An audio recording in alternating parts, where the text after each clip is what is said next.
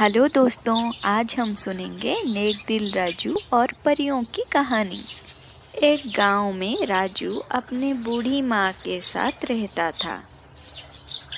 राजू बहुत ही नेक दिल और मेहनती लड़का था। हमेशा की तरह आज भी राजू फल लाने के लिए जंगल की ओर जाता है।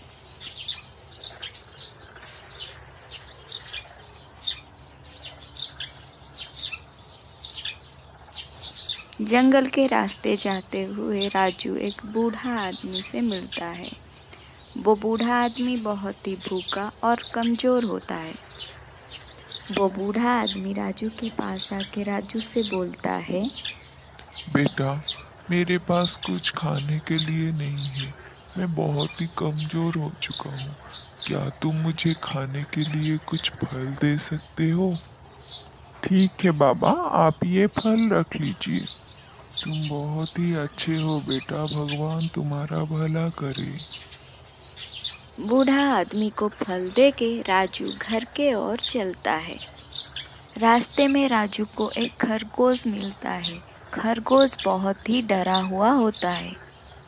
राजू नन्हा सा खरगोश से पूछता है, क्या हुआ नन्हा खरगोश, तुम इतना डरे हुए कहाँ भाग रही हो? राजू भैया, मेरे पीछे एक लोमड़ी पड़ा है, वो मुझे मार देगा। कृपया तुम मुझे बचा लो। तुम डरो मत नन्हे खरगोश, मैं तुम्हें अपने साथ अपने घर ले जाऊंगा। वहां पे तुम अच्छे से रह सकते हो। ऐसा कह के राजू खरगोश को अपने साथ अपने घर ले आता है। घर पे आके राजू माँ से सारी बातें कहता है। राजू से सारा बात सुन के राजू की माँ बोलती है, बहुत ही अच्छा काम किया है बेटा। जब तुम दूसरों की मदद करोगी तो भगवान एक ना एक दिन तुम्हारा मदद जरूर करेगा। ऐसे ही राजू हमेशा किसी न किसी जरूरतमंद का मदद करता रहता है। अगले दिन सुबह उठ के फिर से राजू जंगल की ओर फल के तलाश में जाता है। जंगल से राजू फल लेकर आ रहा होता है कि देखता है एक नन्ही सी चिड़िया कांटे की झाड़ी में फंसा हुआ है। राजू चिड़िया के पास जाकर चिड़िया को कांटे की झाड़ियों से निकाल लाता है। मेरी मदद करने के लिए आपका बहुत बहुत धन्यवाद राजू भैया। ऐसा कह के वो चिड़िया एक बहुत ही सुंदर सी परी बन जाती है।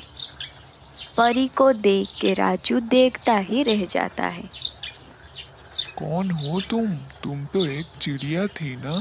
तुम चिड़िया से परी कैसे बन गए? हाँ राजू, मैं एक रानी परी हूँ। मैं तो तुम्हारी परीक्षा ले रही थी। मैं देखना चाहती थी कि तुम सच में मेरी मदद करती हो या नहीं। पर तुम बहुत ही दयालु और नेक दिल इंसान हो राजू। तुम हमेशा ज़रूरतमंद की मदद करते हो। इसीलिए मैं तुम्हें एक जादुई फल का पेड़ देता हूँ।